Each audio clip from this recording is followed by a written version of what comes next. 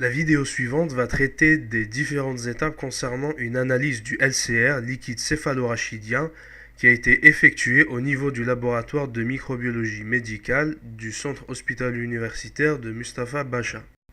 Tout d'abord, il est essentiel de porter une blouse et des gants.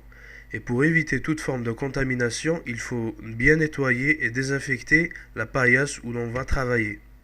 Lors de la réception de l'échantillon, il faut faire un étiquetage et attribuer un code pour le patient, pour ne pas se tromper. On procède alors à l'observation macroscopique, c'est-à-dire l'aspect et la couleur du liquide céphalorachidien.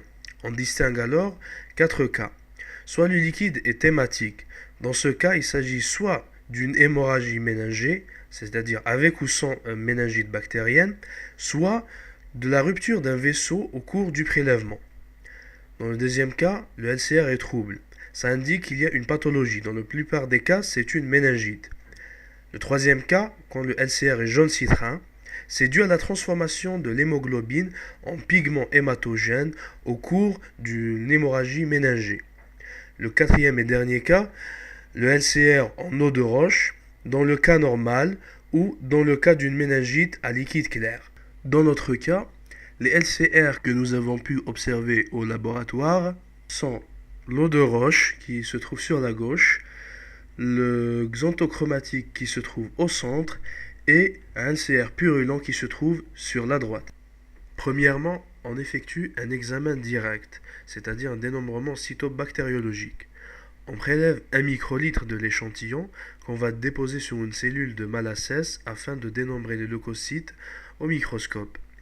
Pour les résultats, si le nombre de leucocytes est supérieur à 30 chez les nouveau-nés et supérieur à 10 chez les adultes, on considère donc qu'une infection est présente chez le patient. Une petite remarque, il serait préférable de précéder la culture au dénombrement en raison de la quantité réduite de l'échantillon. Deuxièmement, on réalise une culture sur 2 milieux. Le premier, une gélose au sang frais, et le second, une gélose au sang cuit. On peut aussi utiliser d'autres milieux tels que le bouillon cœur-cervelle pour diluer les éventuels antibiotiques présents dans le LCR, le milieu Saburo sans actidione chez les sujets immunodéprimés, le milieu pour les mycobactéries Lowenstein-Jensen si dans le LCR il y a prédominance des lymphocytes, et en dernier le milieu pour les bactéries anaérobies strictes. Une gélose de Scheidler plus vitamine K3 plus sang de mouton, dans le cas de méningite nosocomiale. On incube alors de 24 à 48 heures à 35 degrés Celsius sous CO2 de 5 à 10%. Après incubation, on obtient des colonies grisâtres et blanchâtres. Ensuite, on effectue un isolement et une purification et incubation pendant 24 heures à 35 degrés. On effectue une identification par coloration de grammes pour déterminer l'aspect morpho-tintoriel. Suivant les résultats obtenus, on procède aux différents tests, oxydase, catalase et hémolyse. La photographie suivante montre une hémolyse sur la gélose. Pour déterminer l'espèce avec précision, on utilise les galeries API 20 avec l'ajout du réactif TDA, réactif de Covax et le réactif VP1 et VP2. Nous allons avoir un virage de couleur.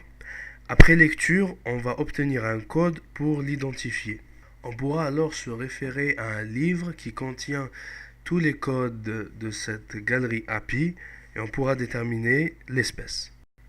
L'espèce étant déterminée, on réalise un antibiogramme après dilution des colonies dans de l'eau physiologique.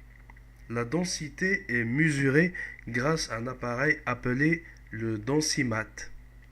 L'ensemencement se fait sur milieu Müller-Hinton par la technique des 4 cadrans. On dépose alors les disques ou les bandelettes imprégnées d'antibiotiques. Quand on utilise des disques ou bien des bandelettes imprégnées d'antibiotiques, on effectue une incubation pendant 24 heures à 35 degrés, puis on mesure le diamètre des zones d'inhibition. On va la comparer à des diamètres de référence afin de distinguer la résistance ou la sensibilité des germes. La photographie suivante montre les valeurs critiques des diamètres des zones d'inhibition et des CMI pour Staphylococcus spp. Merci pour votre attention.